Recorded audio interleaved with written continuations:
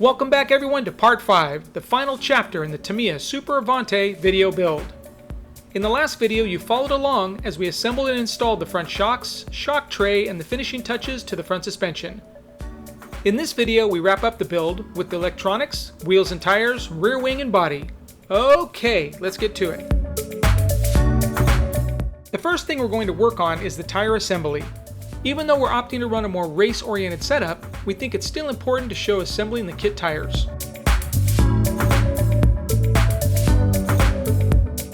If you've put together a Tamiya kit before, you definitely know the struggles of assembling the kit tires. Unfortunately, the Super Avante is no different.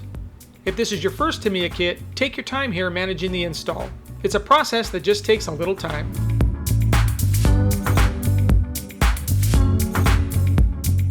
To finalize, just make sure the tire bead is in the groove of the wheel as shown.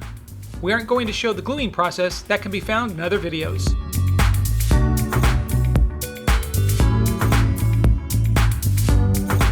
Okay, one tire mounted. Let's go ahead and buzz through the other three.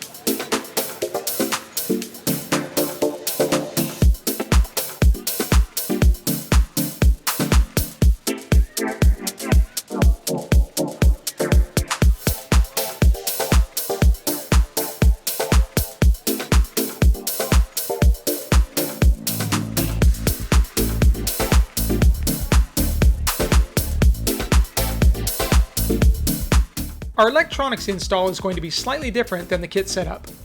The manual has the ESC placement on the thin top deck, but because we are using a shorty LiPo pack, I decided to mount the ESC on the main deck.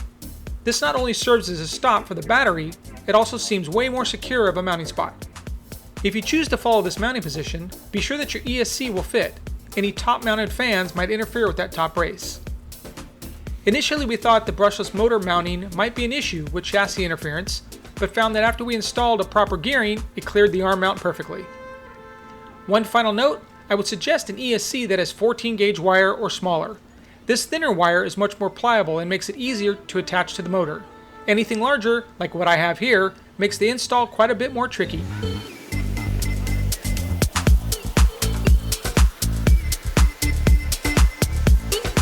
Here's a quick rundown of how to install the battery. While I am using a shorty LiPo, installation of a standard length battery is the same.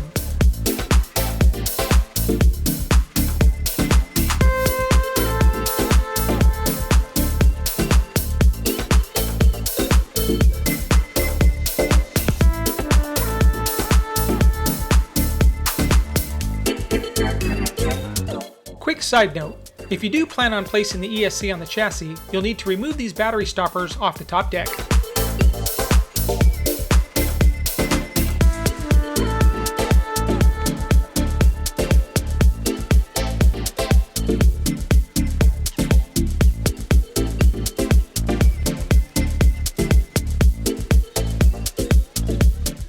Since I'm rocking a more racy paint scheme, I thought it was only fitting to give my driver a more racy helmet design.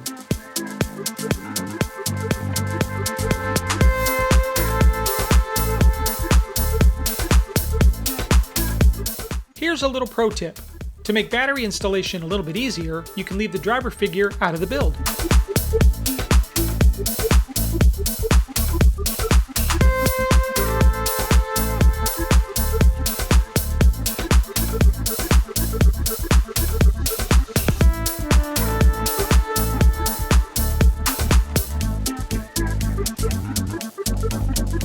Here's a quick look at the Tamiya VQS wheels wrapped in Proline rubber.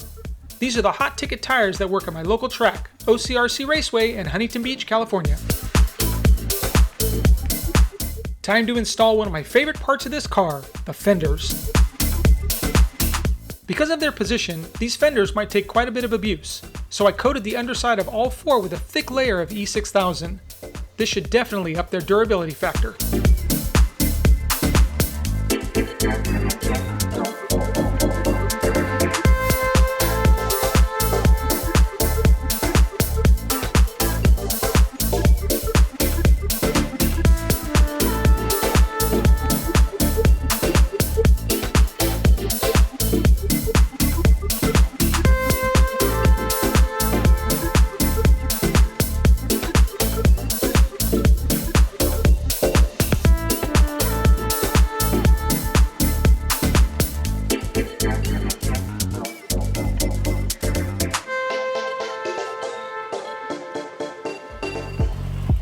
The Super Avante comes with two different wing shims. I'm using the flat shims in this build. Use the angled ones to give the wing a little more angle for more downforce.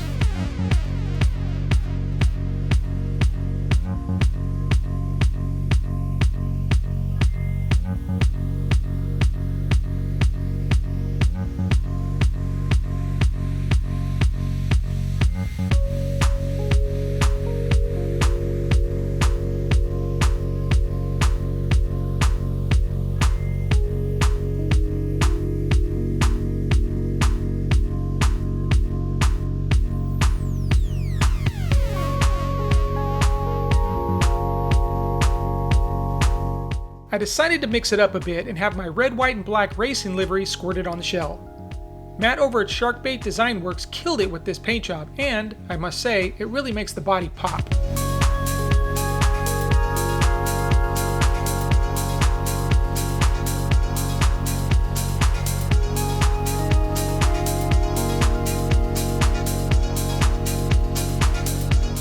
And there you have it, your completed Tamiya Super Avante 4-wheel drive racing buggy.